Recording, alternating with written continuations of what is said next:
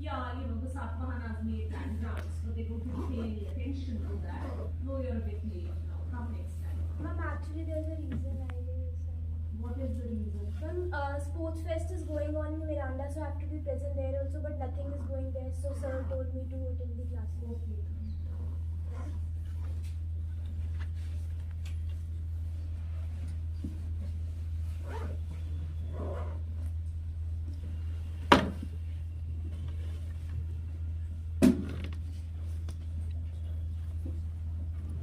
So those who work on the early medieval period say that there were land grants, but they don't pay much attention to them. And we need to define what is a land grant and a land grant inscription, because land grants are so central to understanding the early medieval period. So, what is the history of land grants? That's an important issue. If you tear down what is absolutely essential in land grant inscriptions, and this is what I ended with yesterday, when we try and identify what is a land grant, it involves one, a gift of land, two, the presence of a donor who's in a position not only to gift land, but also to grant associated remissions. So, this is what is so central to the debate on the early medieval period, and I've explained that. Three, the presence of the donor to whom is the grant of land given, and this is usually a religious institution or a person who receives this gift. And number four, the terms and conditions accompanying the gift, which outline fiscal remissions or administrative exemptions. Because the argument for the early medieval period is that grants of land are being made along with various exemptions. So, for example, royal troops cannot enter this land, or the beneficiary gets the benefit of the taxes, and if the taxes don't therefore go to the state or the ruler who has made that grant of land. So, in other words, then, where Indian epigraphy is concerned, a land grant is not simply a grant of land to a religious or secular functionary. Instead, very importantly, it involves a remission of revenue on the part of the state and freedom from administrative interference. Consequently, then, not every gift of land is a land grant, because a land grant, and I mentioned this yesterday, requires the participation of royalty, or at the very least, someone with political authority. In such a way of thinking about land grant inscriptions, a land grant is tied to the institution of the state, because it is the state that gives land and is a guarantor of this gift of land. Why is this important? The ruler gives a gift of land and he says that nobody can take back that gift of land. If I give a plot of land, I cannot guarantee that, right? I simply don't have the force and power to be able to do that. That's why it's associated with the institution of the state. The authority of the state underlies this transaction, whether it is in the granting of exemptions or in authenticating the transfer of rights. Over time, this administrative jurisdiction comes to be linked with other kinds of formalities, such as the addition of the perpetuity clause, that the state is giving away this gift of land forever to sons, grandsons, great-grandsons, as long as the sun and the moon last. So now, the first epigraphic instantiation of a land grant is the record of the Satavahana ruler Gautami Putra Satkarni, and I have written down the Prakrit for that, Gautami Putra Satkarni. G-O-T-A-M-I-P-U-T-A, Satkarni is S-A-T-A-K-A-N-I. This is dated to his 18th regnal year. It's inscribed under the ceiling of the veranda of cave number 3 at the site of Nashik, N-I-S-I-K, and it's the minister Vinku Palita, and it reads as follows. You don't need to know all the details. I will highlight what is really important. And I'm just reading out the translation. Success. From the victorious camp of the triumphant army in Govardhana, Gautamiputra Sirisakakani, the Lord of Verakataka, orders Vinku Palita, the minister at Govardhana. So that triumphant army camp, which is named, is important. If you remember yesterday I mentioned the Jayasanthavara. And this is being told to somebody. In the village of Western Kakhadi, that field owned until now by Kushavadata, so this is a Shaka. He is the grandson of a Shaka ruler called Nahapana, who you already encountered in the chapter on sources.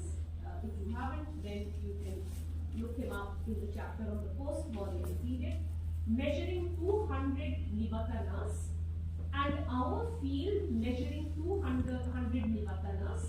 We confer both on the Etiraki ascetics, and we grant these immunities in respect of this field. It is not to be entered by royal agents. It is not to be interfered with. It is not to be mined for salt. It is not to be interfered with by district officials. It is provided with all kinds of immunities, with those immunities invested. And these immunities take care to have registered here. So it's a recording of that information. Ordered orally, written down by the minister Sivagutta, kept by the Mahasamiyas. The deed was delivered in the 18th year on the first day of the second fortnight of the rainy season, executed by Tapasa. Okay, so this is perhaps the very first example of land grant inscriptions. The opening sentence indicates that this was an order issued in the aftermath of a military victory. We find the phrase, the Prakrit for Jayasanthavara, which I mentioned yesterday and had spelled out, which is Vijaya Khandavara Govardhana. That is, Govardhana was the site of a victorious military camp. So if you remember what I said yesterday, this fits in with that. The victory in question is understood as the victory of Gautamiputra Satkarni over the forces of the Shaka ruler Nahapana. Okay. Initial readings, I cannot resist saying this, of this triumph of Gautamiputra glorified the ouster of the foreign Shakas by the indigenous Satvahanas. But of course, more recent analyses complicate this matter. They indicate, of course, that the narrative is far more complex than it was initially made out to be. So, what is the notion of the foreign in ancient India? People are constantly coming in from outside. While very often these are dynasties that are given the status of Brakya Kshatriya, we have no idea what people in ancient India thought about people that we may consider outsiders. So now, of course, people, and they are busy making, the Shakas are busy making donations to indigenous belief systems, to the Buddhists and others. Remember, the Shaka ruler Rudradaman is the first to issue a really long inscription in Sanskrit. The Kushans are Muslims of Sanskrit. They may be interested in Shaivism or Buddhism. So what is a foreigner in early Indian history? This is a question that we need to keep asking. And when does this idea of somebody being a foreigner really crystallize, and in what context? So the conflict was a long and protracted one, and the two adversaries probably ruled as contemporaries for a pretty long time, for about 20 years. Even as it commemorates Gautamiputra's decisive victory, the central focus of the Gautamiputra inscription is on a field that earlier belonged to Ushavadata. The term that's used is Kshetra in Sanskrit and Khetam in the Prakrit. It's the same term that we use in Hindi today. K-H-E-T-A-M, Khetam. Ushavadata is Nahapana's son-in-law and viceroy in the Western Deccan. This field of Ushabadatta engraved in cave number 10 at Nashik. So Nashik is very interesting for these Shaka inscriptions, and the Satavahanas are actually taking some of those ideas forward. The person who worked on this is Bhupinder Singh, and I think in the tutorial I had mentioned her article, and I never remember the exact title of it, quite recent, less than 2 years old. It's the Honda lecture of, I think, must be 2022, and it's based on a study of a lot of post-Mauryan inscriptions, including the Nashik inscriptions and the inscription of Kharale and so on. Some of this was fieldwork that I accompanied her on, so she's particularly interested in these Shaka inscriptions. So who are these groups that are coming in from outside in the post-Mauryan period? So Bhupinder Singh's article and the Honda lecture, I'll write that down. You can just Google it. All the Honda lectures are available on Vidyana Honda. Her husband told me this is not pronounced as Honda, like all illiterate Indians would say, but pronounced as Honda. So you can Google these. There's a whole series of actually rather good lectures on this site.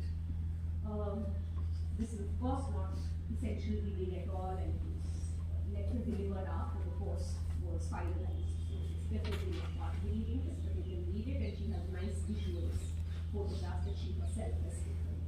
So the field was originally mentioned in the inscription of Ushabadatta, which is also in Nashik, in cave number 10. Oh yeah, that reminds me, by the way, that for here you don't need to remember cave number 3, cave number 10, but when you mention the Ashokan edicts in an answer, please mention the specific Ashokan edicts. Okay, so don't say, in one edict Ashok says this.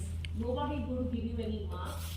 You can say, in Ushabadatta's inscriptions in Nashik or Gautamiputra's inscriptions in Nashik, then I don't think anybody really expects you to remember all the cave numbers. But for the Ashokan inscriptions, please be a little more specific than in one inscription, in another inscription, in a third inscription. Okay, so Ushabadatta in his inscription in cave number 10, after listing a whole host of his charitable and pious deeds, he states that he bought a field from a Brahman for 4,000 kahapanas. So that's coined currency, right? So he bought this field and he gifted it to the Buddhist Sangha so as to meet the food requirements of the monks dwelling in his cave. So he buys a plot of land from a Brahman for 4,000 kahapanas, so obviously there's coined currency, and he gifts it to the Buddhist Sangha so that they can meet their food requirements. So the field was a source of food for the Sangha, and following Nahapana's defeat, the monastic community is likely to have been anxious about whether they could use it. Still, Gautamiputra's grant was meant to allay these concerns. The field had belonged to Ushabadatta, now it belonged to him, and he merely had to state the change in presiding authority. There was no need to go into the details again, that the Ushabadatta inscription already has. At the same time, Gautamiputra tells us that he is not simply extending the gift made by Ushabadatta, he is also doubling it. So 200 nivatanas from Ushabadatta and 200 from me. We find a similar process of contestation and appropriation at the site of Karle, where an inscription of Ushabadatta records that he gifted a village for the benefit of monks belonging to the Buddhist Sangha.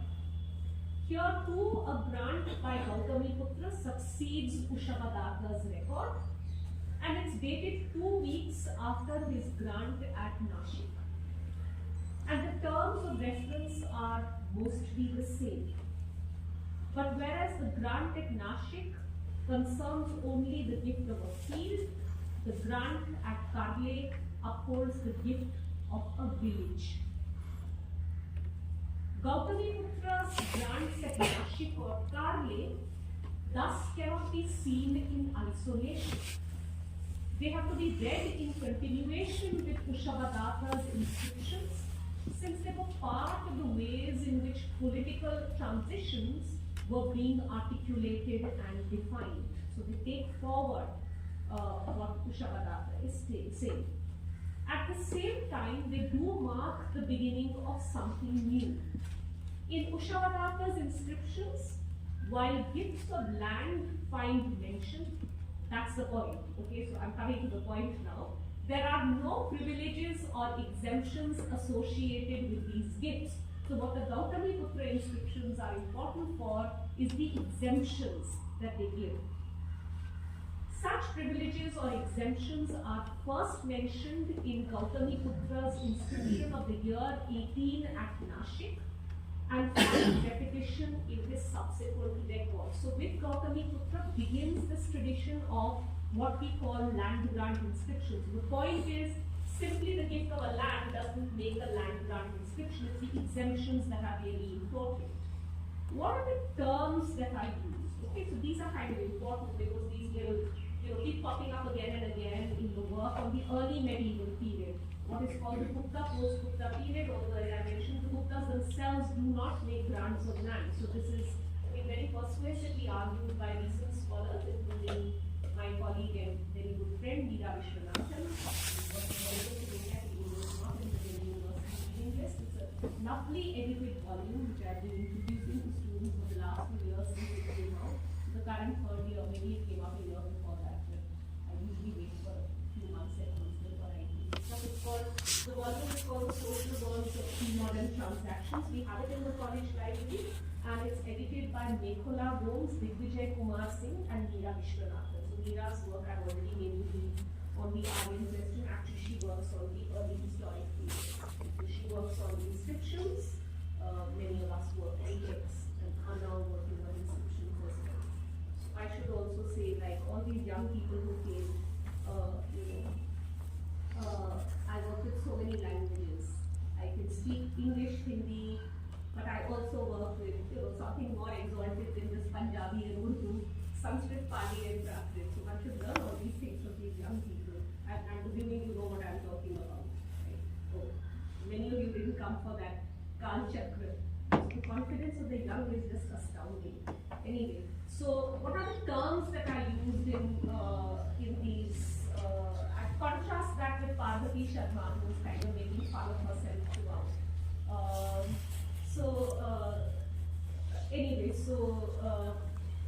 What are the terms that are used in the Gautamiputra inscriptions? One is apavesa. So the Sanskrit for this would be apraveshya. That is not to be entered. Pravesh nahi kar sakte. Apavesa. The second is anomasa, not to be interfered with. Anomasa, not to be interfered with. The third is, oh sorry, should I just spell this out? Apavesa is A-P-A-V-E-S-A, that is not to be entered. So not to be entered by royal agents, not to be entered by royal troops. Pravesh nahi kar sakte. Anomasa, A-N-O-M-A-S-A, not to be interfered with. The third is Alona Khadaka, A-L-O-N-A-K-H-A-B-A-K-A. So Lona is salt, Khadaka is digging. So the Sanskrit would be Anagana Khadaka, not to be mined for salt. And Savajata Pariharika, S-A-V-A-J-A-P-A-R-I-H-A-R-I-K-A. So Sarvajata Pariharika would be the Sanskrit, to be provided with all kinds of immunities. To be provided with all kinds of immunities. This marks the start of a process whereby donated records become legal texts that record and guarantee the beneficiary's special rights. For this reason, unlike Kushabadatta's inscriptions, which record only gifts of land, Gautamiputra's inscriptions represent the earliest inscriptional examples of the land grant inscription. So these exemptions are really important. Land grants are not just when you give a plot of land, you're in a position, which I can also do, you can also do, but are we in a position to guarantee the exemptions that go with it? That this is no longer my plot of land, nobody can take it away from you. You can levy whatever taxes you want. You can also over time, adjudicate on petty cases of theft, etc., etc. I mean, this is not basically, this is an early example of a land grant. It's not the system as it becomes in its mature form. So Gautamiputra's grants represent the first inscriptions that adhere to the format of a land grant in specific ways. They were issued from a victorious army camp. They were framed as orders to ministers of districts. They provide a description of the donated lands, and they list the exemptions that accompanied the gifts. They end with the names of the functionaries that prepared and formalized these records. Yet there are important absences. The donor lacks a genealogy. There is no string of epithets. I'll read out. Did I read out the Allahabad Prashasti to you in class here? Okay, so then I'll do that when I do the Gupta post-Gupta period. And obviously I didn't read out the land grant inscription, so I'll do that also. I have to make a note of that because I'm teaching another paper in which there's a certain amount of overlap.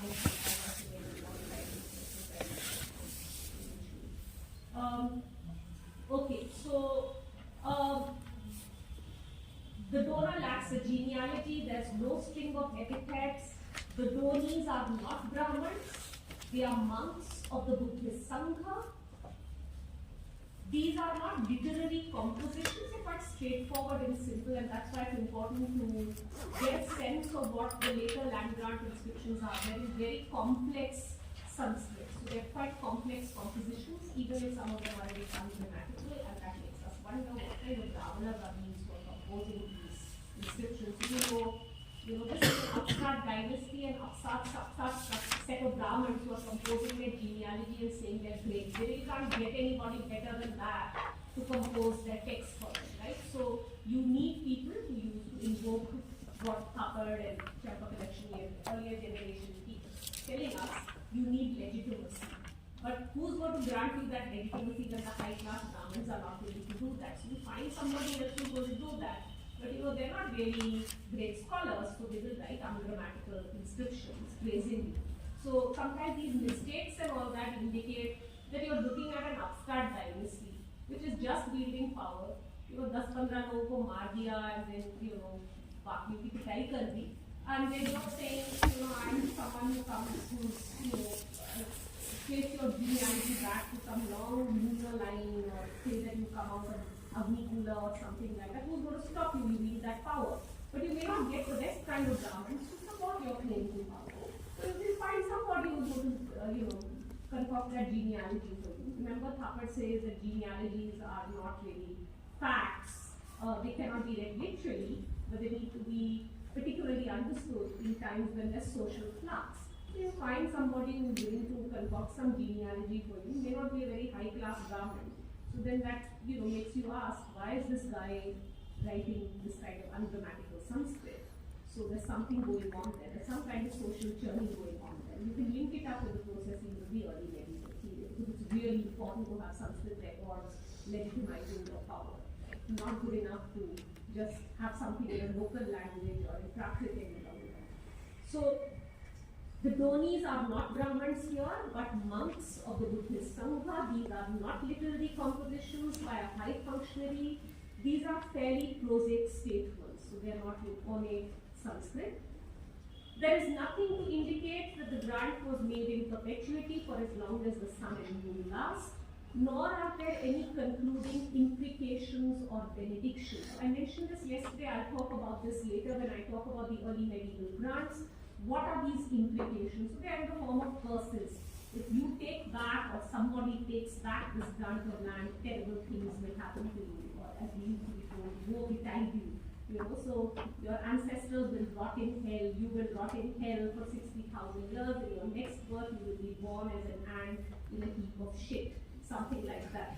So, so while these are land grants, they represent fairly basic outcomes, and they lack many of the features that will be incorporated in subsequent times. But you know, already people are saying, the reason that I'm bringing this out is not just to look at the prehistory of the land grant inscription, which really takes off from what is called the Gupta post-Gupta period, even the Guptas are only ruling one part of the subcontinent, and the Vakatas are actually very important in the Deccan. So somehow nobody's terribly interested in them, and there are other groups as well. So we just call it the Gupta period, but there are actually other people also ruling over the subcontinent.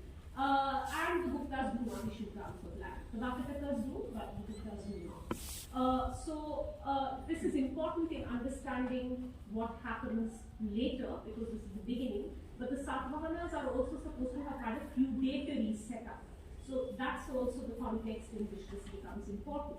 So now an example, what is not a land grant inscription? Okay, so just to make that contrast clear, and we look at the Zumindei inscription, which I already mentioned while talking about the Mauryan Empire. So this is Ashok's Zumindei inscription. And the inscription begins by telling us that Ashok visited the site of Lumbini, the birthplace of the Buddha, in the 20th year of his reign.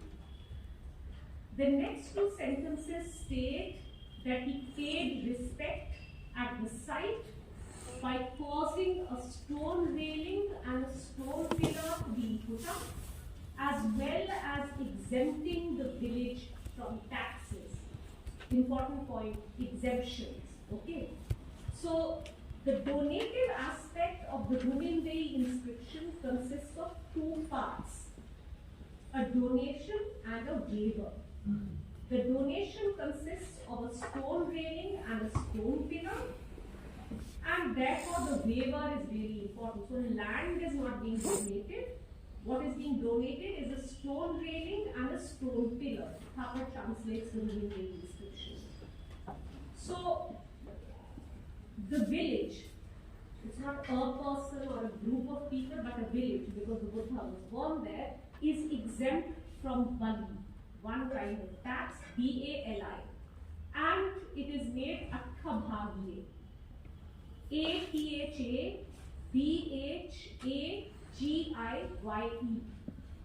We're not quite sure what this term Athabhagye means, but very often it's understood to mean that the conventional amount of tax is 1/6. The ruler is entitled to 1/6 of the share, bhaga means share, so that's shadbhaga, and that's being reduced to 1/8. So that's one interpretation. What we see here, however you may interpret that, is a fiscal exemption made by a ruler at a religious site. But does that mean that this is a land grant inscription? If it had been a land grant inscription, this would be an instance of a land grant made not to a religious institution, monk or priest, but directly to the village community residing near a sacred site. This is in complete contrast to the pattern of such grants as we know them. So what we see here then is a fiscal exemption alone and not a land grant. In short, this is not a land grant inscription. The Zumindei inscription tells us that Ashok reduced the tax burden of the village of Lumbini. In doing so, it shows that fiscal exemptions on the part of ancient Indian polities had a history that predates the land grant. But since in this case, the granting of fiscal exemptions was not accompanied by a gift of land to any of the donees, the mere presence of such exemptions does not allow us to classify this exemption as a land grant. So to know what is a land grant, you also have to know what is not a land grant, right? So I've given you an example of an early land grant, that is the Gautamiputra inscription of Nashik of year 18, and an example of what is not a land grant. Right? right? Because often we define something as the absence of something else, right? So we come across that way of doing history when we do the early medieval period, when we are looking, for example, I mean, this is one example, but R.S. Sharma, when he's talking about de-urbanization or urban decay in the early medieval period, says, पहले तो ये था, अब अगले ये है. So, sometimes history is not just what there is, but what there isn't. So, it's a delineation of what there isn't. So, I'm just giving you an example of what is not a land grant inscription. So, land to grant bhi nahi kar rahe hain, because exemption he exemption है. But the exemptions are also important because they too have a history that goes back before the early medieval period. So, that's the point that I'm making. Remember that these inscriptions are composed in Prakrit and engraved in Brahmi. One of these is a record of the gift of land, the articulation of royal authority, and the presence of the Buddhist Sangha. So only one of these two, that's the Nashik inscription, is a land grant. The Brahminderi inscription is not.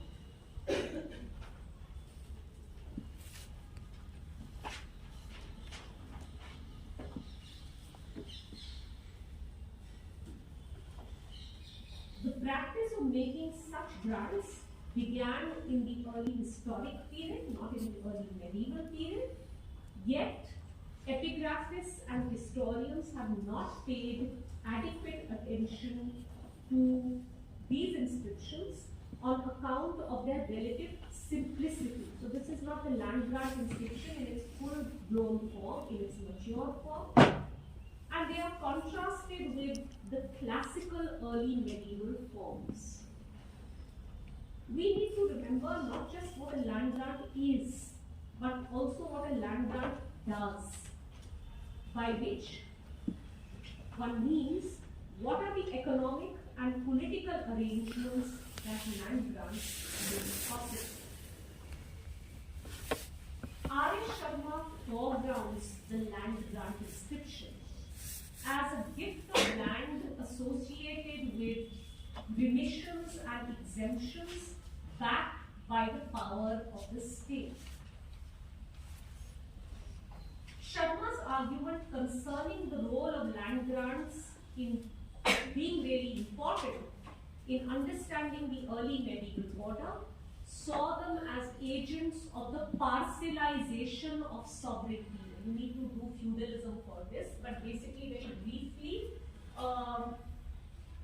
that there is no one ruler who wields power. Instead, you have the ruler distributing his power among. So the Western idea of feudalism is that there are many lords and there's a kind of hierarchy. So the power is, political power is dispersed among many lords, and there's a kind of pyramidal structure.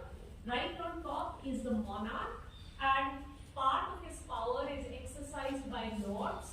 Each lord is not just somebody's overlord, but also somebody's vassal. So he is subordinate to somebody, but he is over somebody else. And this is what is referred to as the parcelization of sovereignty.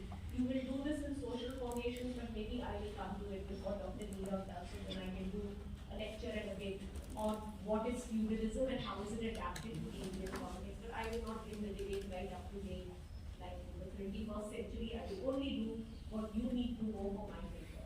So this is an important term to keep in mind, that the land grant inscriptions are associated with the parcelization of power. Why?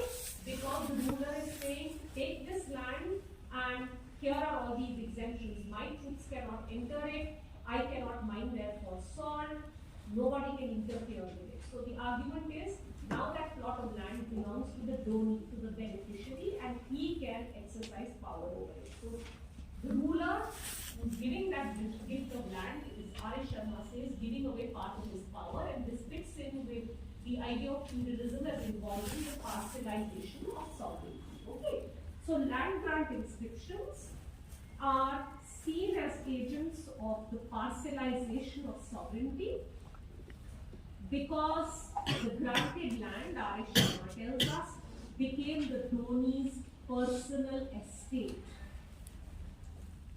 In the early medieval land land grants that Sharma discusses, apart from fiscal rights, a range of judicial, administrative and political rights were also granted to the dolees.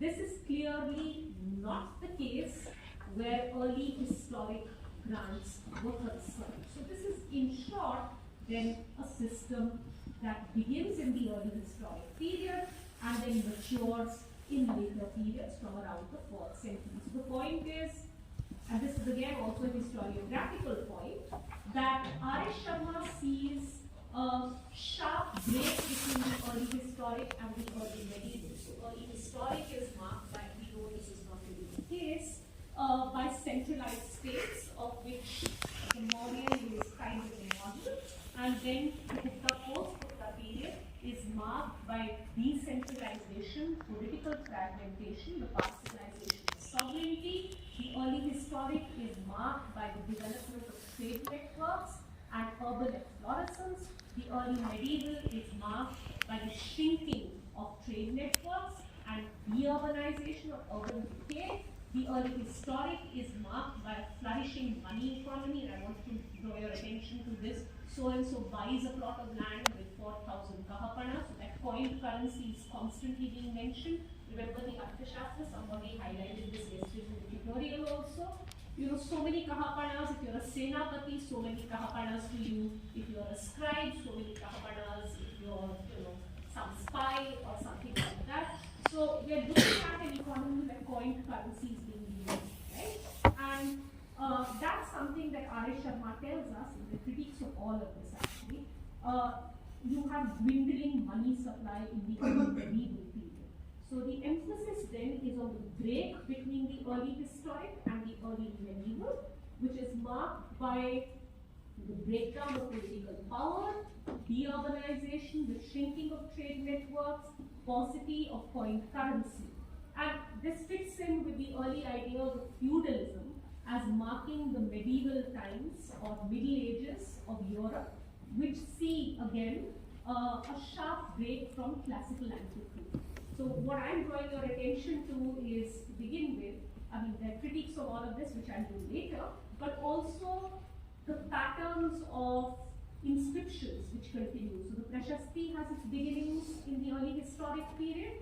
I've drawn your attention to this in the context of Kharavela, also Gautamiputra, but also the land grant has its prehistory in the early historic period. And these are just forms of expressing royal power and political arrangements, so whatever it is, transactions, how you interpret them, that continue into early medieval times. Just so I was focusing on inscriptions because so much of the new work concerns inscriptions. The point is basically inscriptions have been used from the 19th century, but now the questions are being asked of those inscriptions. Sometimes I think people just read too much into those inscriptions. The land grant inscriptions are that, they are legal charters saying, I am transferring this plot of land from so and so to you. Okay, so they don't provide us with overarching statements about now we have a different political order coming in, right? So maybe people just read too much into them. They're legal documents. So maybe, of course there are pan-Indian phenomena, so one needs to engage with that, but perhaps we're reading too much into what is really a legal document. So I wanted to introduce you to the major epigraphic forms, the Prashasti type sections of inscriptions or the Prashasti type inscriptions, early historic land grants and votive inscriptions. Of course, there are other kinds of inscriptions as well, but let's now just move into 5 minutes padha legi aur. Just some preliminaries about post-Mauryan polities. So you would know by now, hopefully, that post-Mauryan is the term that is used for the period extending from approximately 200 BCE to 300 CE. So this is the period between the Maurya and the Gupta empires. So it's the period from the fall of the Mauryan dynasty to the rise of Gupta power.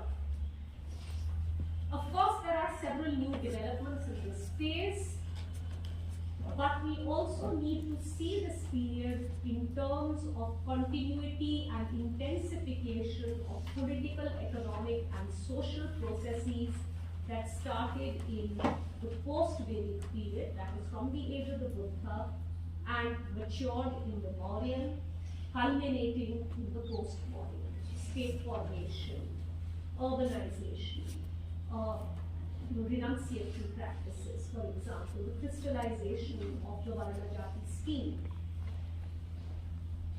Apart from inscriptions, our sources include literature. This is a really rich period in terms of Brahmanical literature.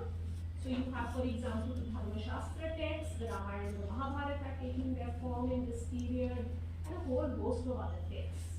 We have Buddhist texts. The Jatakas obviously are, post-Mauryan, but we also have texts such as the Buddha Charita, the first continuous biography of the Buddha.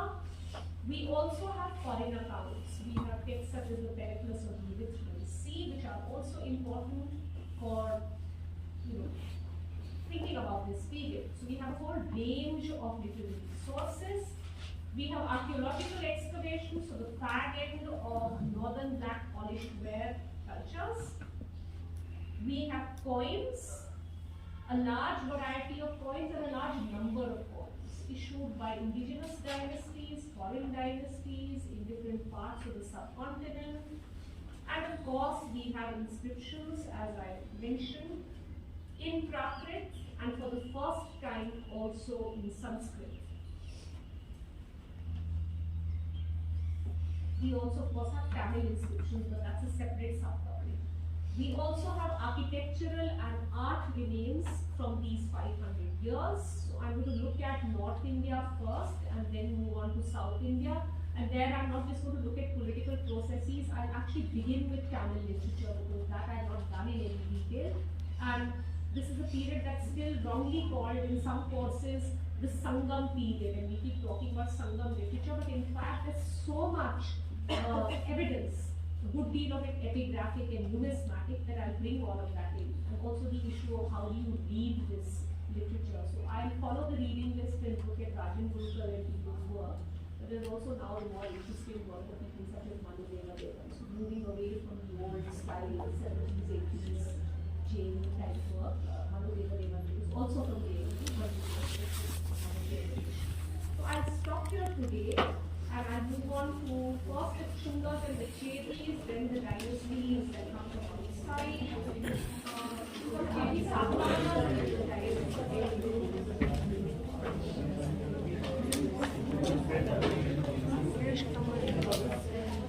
And now tutorial is we have been put into the sports complex.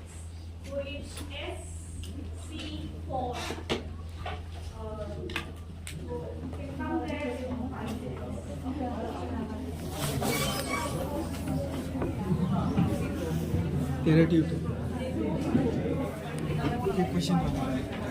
Question पूछना होता है क्या?